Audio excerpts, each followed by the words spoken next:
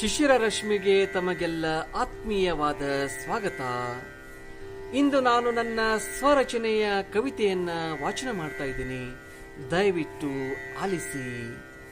ಕವನದ ಶೀರ್ಷಿಕೆ ಲೋಕಮಾನ್ಯ.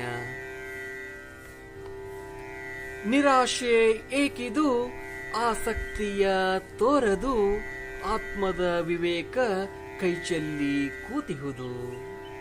ಯತ್ನದ ಫಲವಿಲ್ಲಿ ಮರೀಚಿಕೆಯಾಗಿದೆ, ಬಿಕ್ಕಟ್ಟಿನ ಕ್ಷಣಗಳನ್ನು ಇಣುಕಿಣುಕಿ ನೋಡುತ್ತಿದೆ. ಯಾವುದು ಸುಮಾರ್ಗವೋ, ಎಲ್ಲಿ ನೆಲೆ ಕಾಣುವುದೋ, ಅಜ್ಞಾತ ಭವಿಷ್ಯವು ಯಾರಿಗೆ ಗೋಚರಿಸುವುದೋ. ತಾಕತ್ತು ಕುಂದಿಹುದು, ಆಪತ್ತು ಬಂದಿಹುದು, ಚಿಂತೆಯ ಬಿರುಬೇಗೆಗೆ ಮನವು ಒಣಗಿಹುದು. ದುಃಖತಪ್ತ ಮನಸ್ಸಿದು, ಎಲ್ಲೆಲ್ಲೋ ಅಲೆದಾಡುವುದು, ತನ್ನೊಳಗಿನ ವ್ಯಾಕುಲತೆಯ ಹೊರಹಾಕಲು ಬಯಸುವುದು.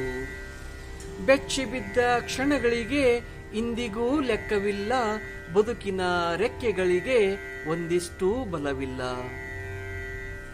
ಯಾವ ಪರೀಕ್ಷೆ ಇದು, ಯಾವ ತಪ್ಪಿಗೆ ಶಿಕ್ಷೆ ಇದು, ಮೂಕ ವೇದನೆ ಇದು, ಮನಸ್ಸನ್ನೇ ಹಿಂಡುವುದು.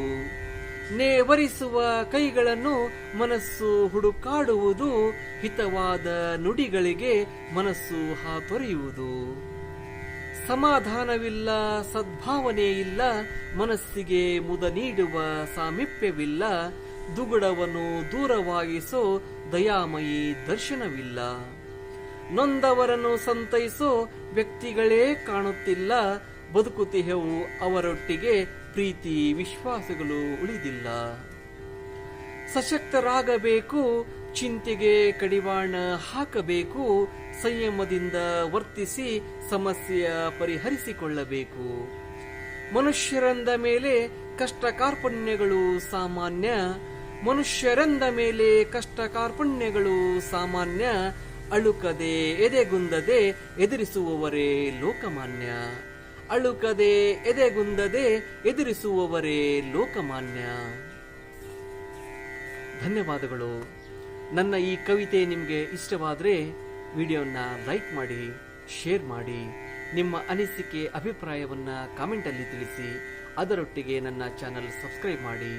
ನನ್ನ ಈ ಕವಿತೆಯನ್ನು ಆಲಿಸಿದ್ದಕ್ಕಾಗಿ ತಮ್ಮೆಲ್ಲರಿಗೂ ಅನಂತ ವಂದನೆಗಳು.